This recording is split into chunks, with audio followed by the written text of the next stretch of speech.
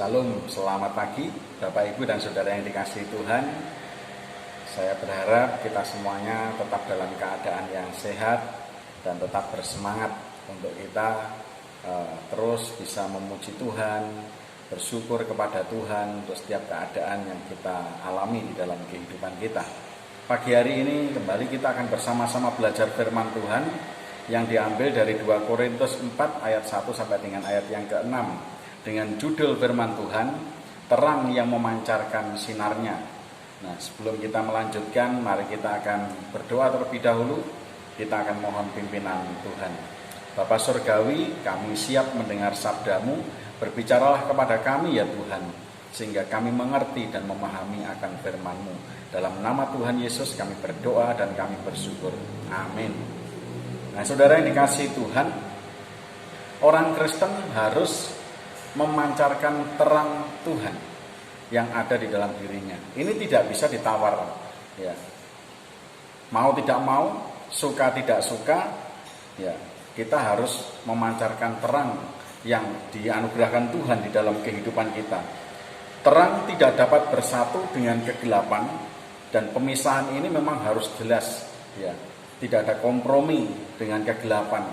Jadi tidak ada istilah kita ini, ya, berkompromi dengan dosa, dengan kejahatan, dengan hal-hal yang tidak sejalan dengan apa yang diajarkan oleh Tuhan. Nah, setiap orang Kristen harus menyadari bahwa dirinya ini adalah terang yang sudah ditetapkan oleh Bapa. Ya, bukan karena keinginannya, bukan karena kehendaknya sendiri, tetapi memang Tuhan yang sudah menetapkan itu dan Tuhan menganugerahkannya kepada kita semuanya, sehingga kita harus terus memahami akan identitas kita ini, ya, identitas sebagai anak-anak terang, ya, tentang siapa diri kita ini sebagai ciptaan yang baru, yang tinggal dan hidup di dalam terang yang sudah dianugerahkan Tuhan di dalam kehidupan kita semuanya.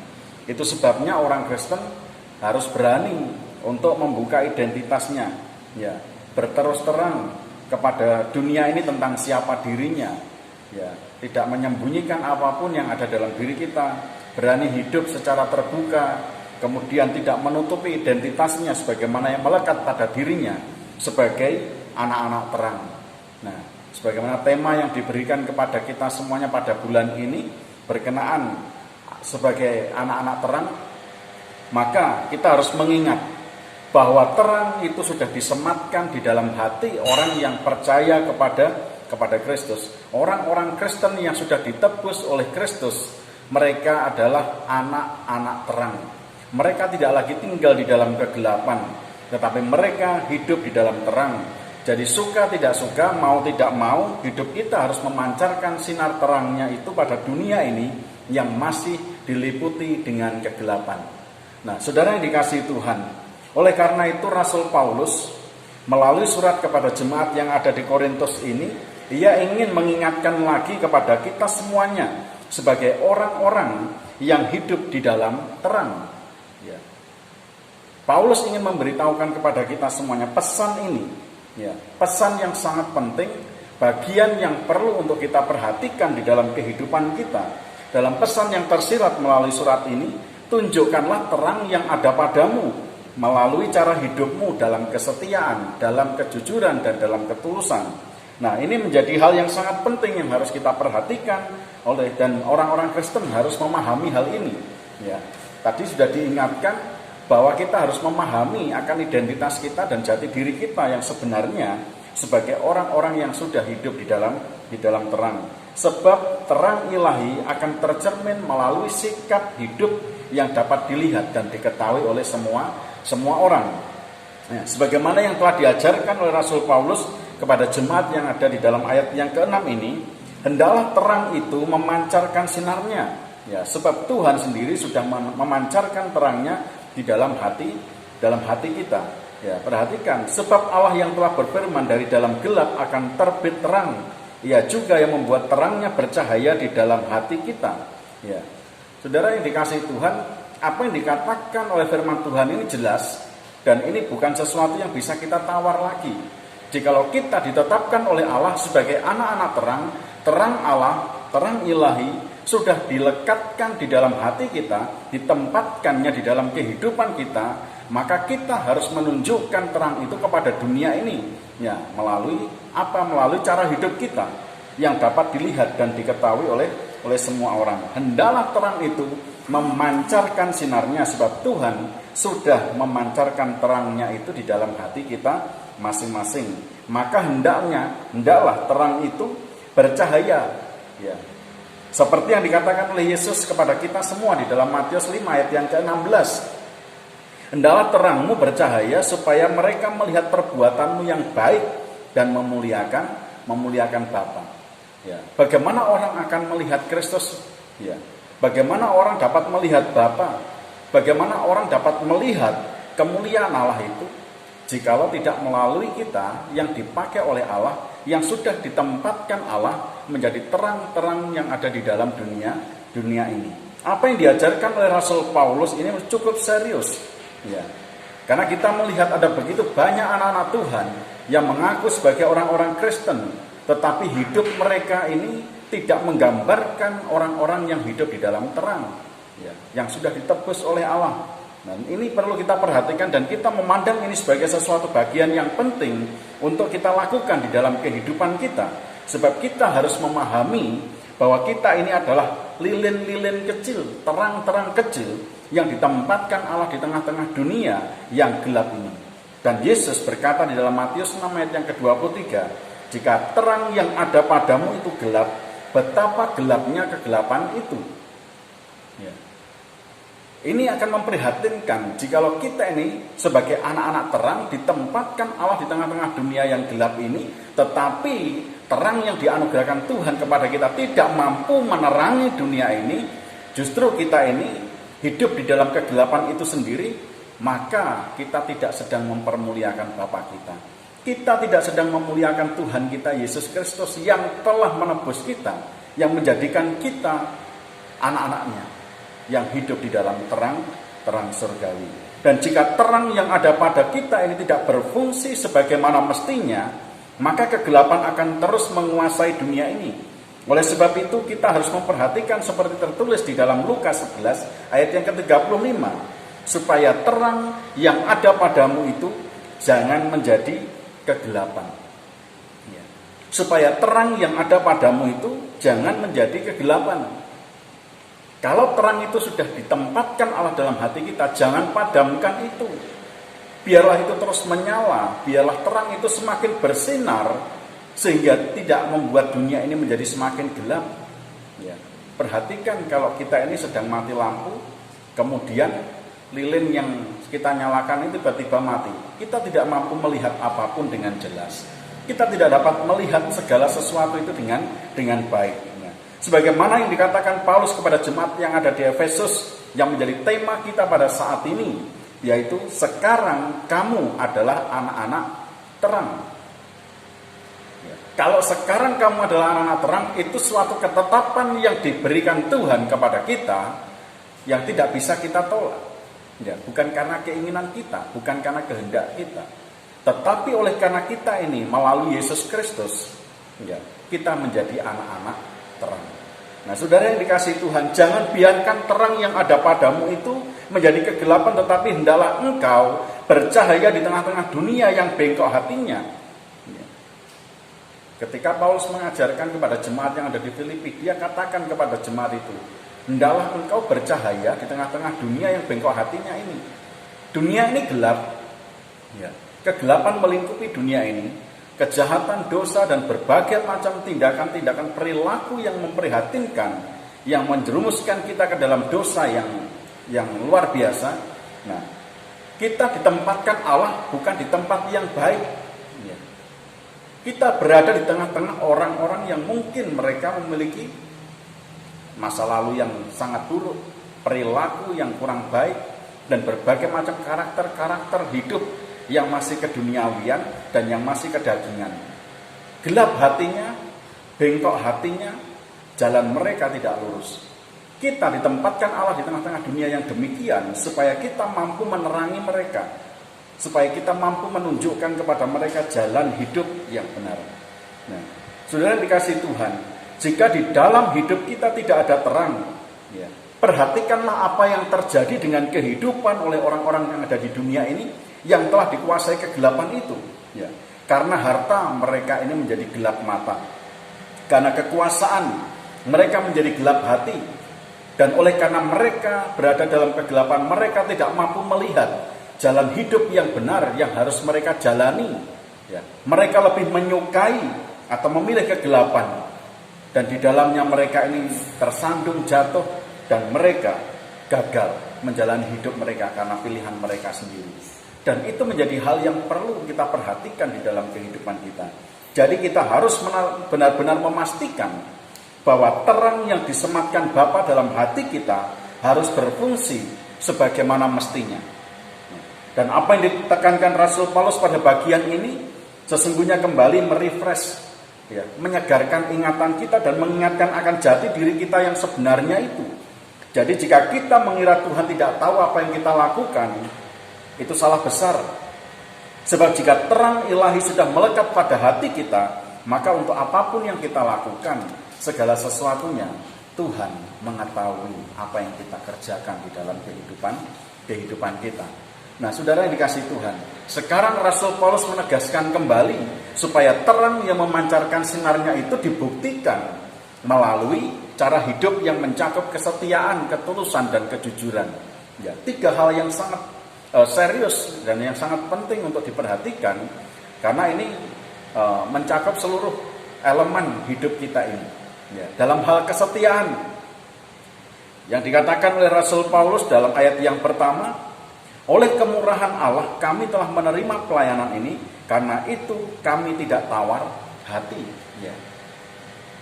Rasul Paulus menunjukkan keteladanan bahwa terang Allah itu ada di dalam dirinya, sehingga ketika dia ingin menunjukkan kepada dunia ini, dia memberikan bukti yang nyata melalui kesetiaannya.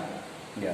Kesetiaan Paulus adalah bersama dengan rekan-rekan sepelayannya menerima pelayanan itu dengan sukacita. Ya. Paulus tidak menjadi tawar hati, Paulus tidak menjadi putus asa, walaupun konsekuensinya tidak seperti yang diharapkan. Ya. Hasilnya di luar ekspektasinya. Ya. Kalau kita mengira ikut Tuhan, kemudian hidup kita baik, hidup kita nyaman, aman, dan segala sesuatunya lancar, ya itu salah besar. Kalaupun hal itu yang diberikan Tuhan kepada kita dan kita mengalami, itu berkat kita. Tetapi yang dituntut oleh Tuhan adalah kesetiaan kita. Walaupun mungkin yang terjadi dalam kehidupan kita, mungkin ada tekanan-tekanan, ada tantangan, ada halangan, ada rintangan, ada kesulitan, ada berbagai macam pencobaan. Kita menunjukkan kesetiaan kita. Kesetiaan itu diuji bukan karena keadaan yang baik, justru diuji ketika mengalami hal-hal yang tidak baik. Dan Rasul Paulus membuktikan itu, kesetiaannya yang sangat luar biasa di dalam melayani Tuhan, di dalam melakukan pekerjaan Tuhan. Bahkan ketika kita membaca dari kitab surat Korintus ini ada banyak persoalan yang dihadapi oleh Rasul Paulus. Ketika ada perpecahan-perpecahan jemaat, ketika ada konflik-konflik gereja, Rasul Paulus mengalami situasi yang sangat tidak nyaman yang harus dia hadapi.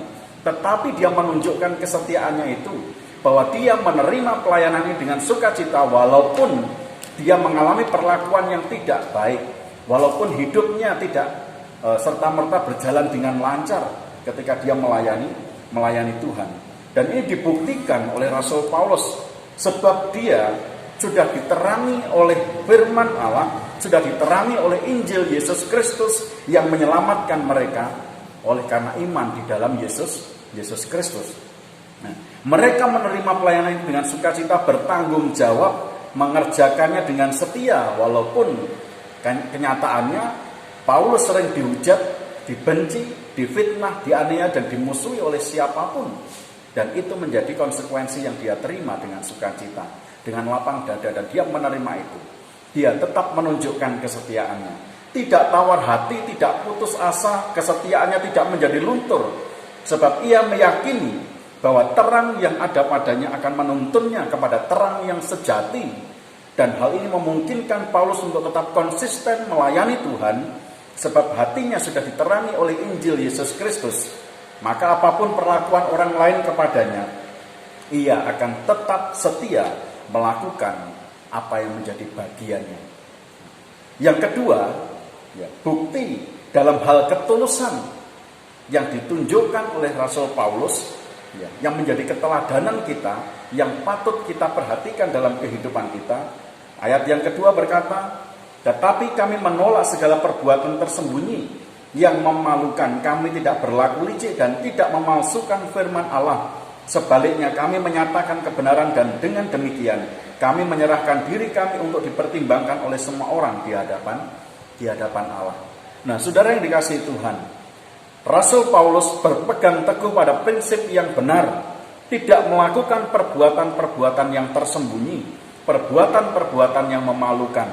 Jika orang Kristen masih melakukan gerakan-gerakan agamawi secara diam-diam, kemudian melakukan tindakan-tindakan yang memalukan, yang berlawanan dengan ajaran firman Tuhan, mengeksploitasi firman Tuhan untuk keuntungan pribadi, atau masih melakukan tindakan-tindakan yang licik untuk mencapai tujuannya, bahkan dengan cara-cara yang kotor apapun, sesungguhnya hal itu tidak mencerminkan terang yang ada padanya. Di dalamnya tidak ada terang yang menuntun hidupnya. Nah, kalau kita memperhatikan orang-orang yang demikian ini, maka yang terjadi dalam kehidupan mereka melakukan segala sesuatu pekerjaannya, pelayanannya tidak dengan tulus hati. Tetapi jikalau di dalam hatinya ada terang Tuhan yang sudah disematkan Bapa kepadanya, maka memungkinkan mereka akan melayani dengan tulus hati. Kemurnian hatinya akan teruji. Apakah dia sungguh-sungguh melayani Tuhan, ataukah dia sungguh-sungguh melakukan pekerjaan Tuhan itu. Paulus melakukan pelayanannya dengan tulus, tidak ada maksud tersembunyi di balik giatnya pelayanan yang dikerjakannya, selain untuk memuliakan Tuhan saja. Nah, saat ini kita perhatikan ada banyak orang Kristen yang giat melakukan pekerjaan pelayanan, bekerja paling keras, paling taat mungkin, yang paling aktif di antara semua saudaranya yang seiman yang lain. Semakin kuat menunjukkan eksistensinya dalam pelayanan, mereka justru tergelincir karena sikapnya sendiri, sebab sesungguhnya yang mereka lakukan bukan untuk Tuhan. Walaupun ada juga orang-orang yang memang mereka dengan tulus melakukannya, mereka giat melayani Tuhan, tetapi ada begitu banyak orang yang menjadi oknum-oknum di dalam gereja, bahwa mereka melakukan kegiatan pelayanannya dengan giat, melakukan aktivitasnya mungkin lebih aktif dibandingkan dengan orang-orang yang semestinya melakukan pekerjaan itu. Tetapi yang terjadi, semua yang dilakukannya bukan untuk Tuhan, tetapi untuk dirinya sendiri. Dan inilah yang menjadi teguran oleh Rasul Paulus bagian yang ketiga ini, yang harus kita buktikan juga dalam kehidupan kita. Dan Rasul Paulus sudah membuktikannya, yaitu bahwa kejujuran, keterbukaan di dalam pelayanan itu sangat penting, yang membuktikan terang Tuhan itu ada di dalam kehidupan kita. Ada begitu banyak orang Kristen yang melakukan gerakan-gerakan yang tersembunyi. Mereka berkumpul di belakang, di depannya baik tetapi di belakangnya tidak baik. Mereka di depan seperti mendukung pemimpin-pemimpin gerejanya. Mereka di depan seperti orang-orang yang mengasihi saudara-saudara seimannya. Mereka di depan sepertinya melakukan segala sesuatu yang baik mungkin untuk hamba Tuhan, untuk jemaat yang lain, untuk saudaranya, untuk keluarganya, untuk siapapun. Tetapi di belakangnya mereka melakukan tindakan-tindakan yang tidak terpuji. Ngomong nih, ngerasani, memfitnah, dan melakukan berbagai macam gerakan-gerakan yang tidak membangun.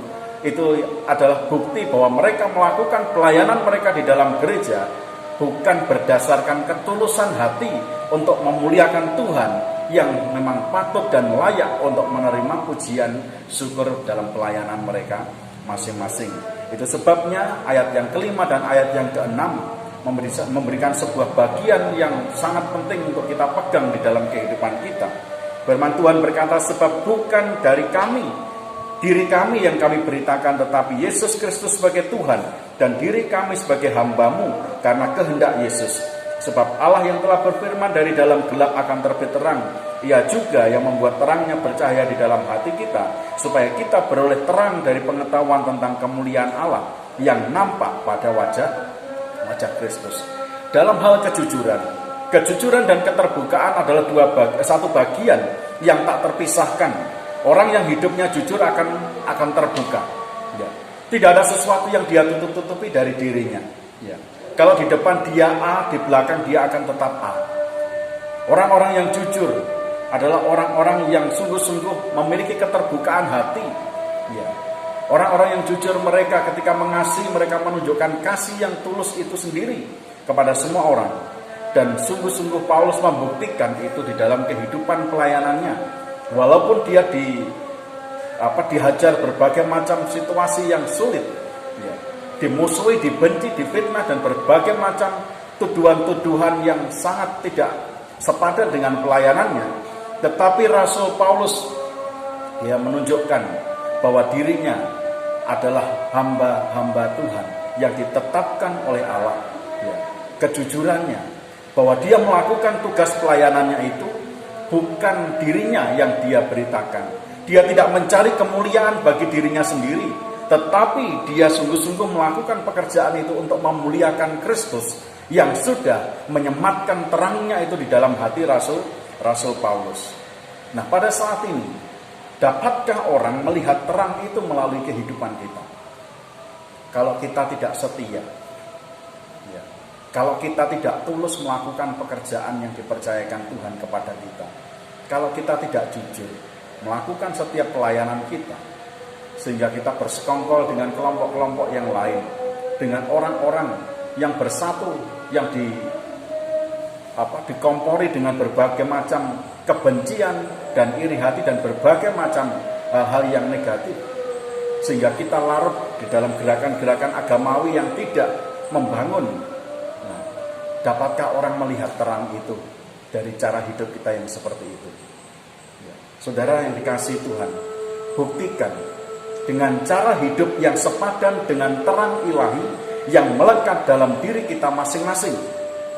Ingatlah bahwa oleh Injil Yesus Kristus yang menyelamatkan, sekarang hidup kita ini adalah terangnya yang harus dibuka, harus dinyalakan, dan harus dihidupkan di tengah-tengah dunia ini supaya diketahui semua orang.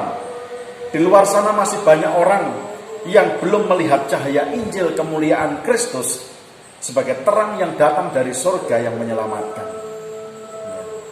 Tuhan menempatkan kita di tengah-tengah dunia yang gelap ini supaya terang ilahi yang ada pada kita dapat diketahui semua orang, dapat dilihat oleh semua orang. Mereka dapat memuliakan Tuhan, mereka dapat melihat Kristus melalui cara hidup kita, dalam kesetiaan kita, dalam kejujuran kita, dalam ketulusan kita. Dan saat ini menjadi saat yang terpenting untuk kita memulai sesuatu yang baru dalam kehidupan kita. Jadikan hidup kita masing-masing sebagai lilin-lilin kecil yang dinyalakan oleh kasih Kristus untuk menerangi dunia ini, baik sesama kita yang ada di dalam gereja, sehingga mereka dapat melihat terang Kristus melalui cara hidup kita, melalui tutur kata kita, melalui sikap kita, melalui pelayanan-pelayanan yang kita kerjakan di dalam gereja, dan semua orang memuliakan Tuhan kita. Cahaya kemuliaan Kristus dapat menembus semua elemen yang ada di dalam dunia ini melalui cara hidup kita sesuai dengan tuntunan terang ilahi yang ada pada kita. Singkirkan segala penghalang itu, singkirkan segala keberatan hati kita yang dapat mengganggu pikiran kita sehingga dapat melunturkan kesetiaan kita, meruntuhkan ketulusan hati kita, dan dapat menghancurkan kejujuran kita yang selama ini menjadi gambaran terang ilahi yang ada pada kita. Nyalakan terangmu, warnai dan sinari dunia. Kiranya Tuhan memberkati kita masing-masing. Amin. Mari kita berdoa.